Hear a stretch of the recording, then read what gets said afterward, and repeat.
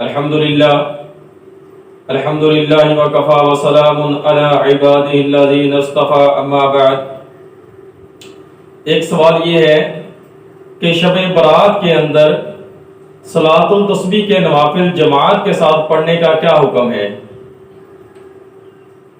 تو یاد رہے کہ فرض نماز کے علاوہ یا وہ نمازیں جو با جماعت واجب ہوئی ہیں، جیسے فرض نماز کے علاوہ نماز جمعہ ہے، عیدین کی نماز ہے، نماز کسوف ہے، تو ان کے علاوہ کوئی بھی نفلی عبادات یا سنت یہ جماعت کے ساتھ پڑھنا درست نہیں ہے،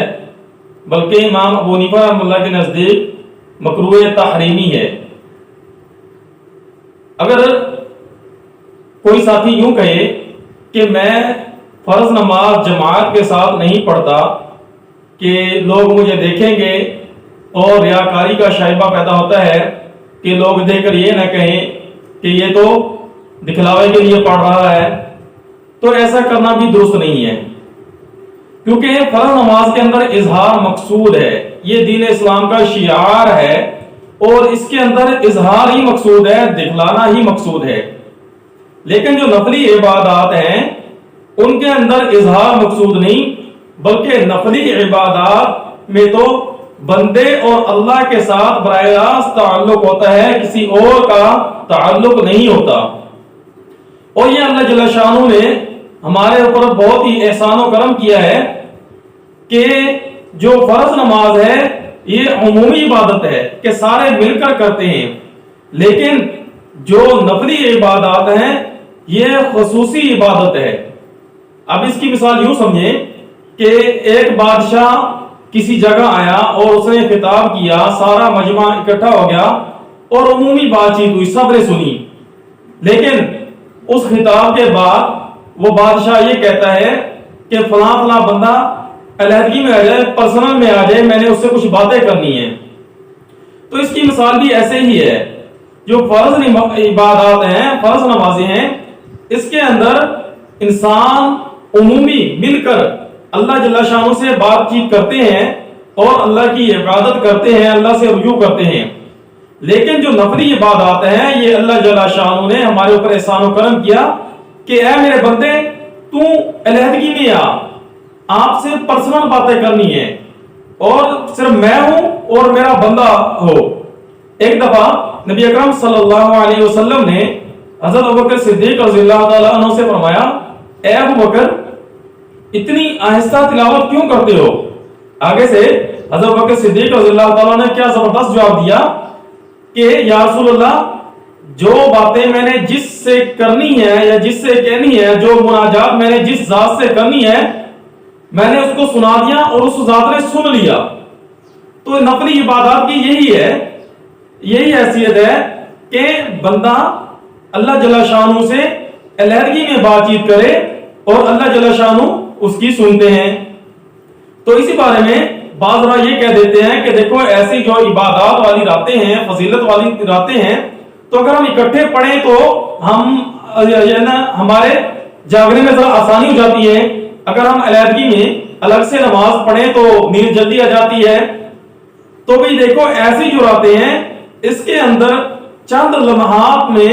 کچھ وقت میں، کچھ دیر میں اللہ جل شانہ کے ساتھ راز و نیاز کی باتیں کرنا، کچھ عبادات کر لینا، کچھ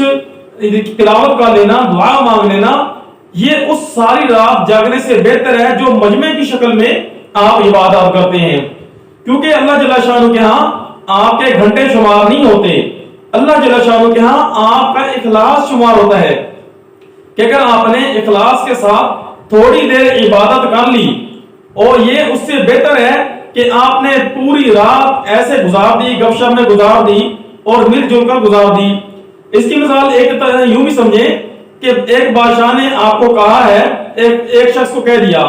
کہ تم فلاں وقت میں میرے پاس آنا، میں نے آپ سے کچھ باتیں کرنی ہیں۔ تو جب وہ مقررہ وقت آئے اور آپ اکیلے آنے کی بجائے پورا جمگھٹا لے کر آ جائیں، پورا ایک مجمع لے کر آ جائیں، تو یہ بادشاہ کو بھی اچھا نہیں لگے گا، اور یہ آپ نے بادشاہ کی ناقدری کی کہ بادشاہ نے تو خصوصی وقت آپ کے لیے نکالا، آپ کو بلایا اور آپ پورے مجموعے کو لے کر آ گئے. تو یہ راتیں بھی ایسے ہی ہیں. یہ اللہ جل شانہ نے مخصوص اپنے بندوں کے لیے رکھی ہیں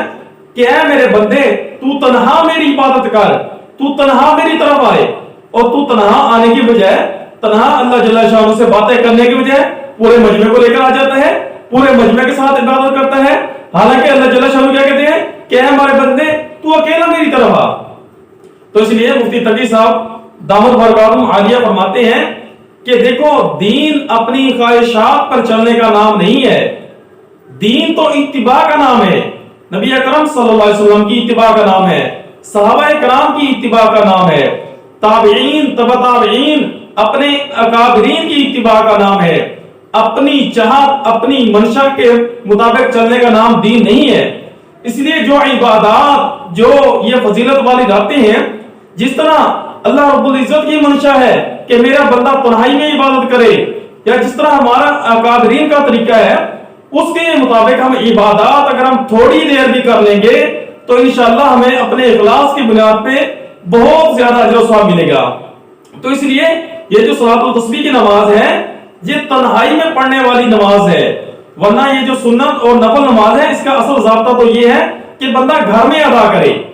چونکہ فقہاء نے اس مسئلے کو جب سمجھا کہ گھر میں جانے کے بعد نماز کے اندر سستی ہو جاتی ہے, بس اوقات چھوڑ بھی دیتے ہیں, تو اس لیے پھر کہہ دیا کہ جب ایسا خطرہ تو پھر مسجد میں ہی ادا کر لے. ورنہ اصل ضابطہ یہ ہے کہ یہ عبادات بندہ اپنے گھر میں تنہائی میں کرے. اللہ جل شانہ ہمیں دین کی صحیح اتباع کرنے کی توفیق عطا فرمائے.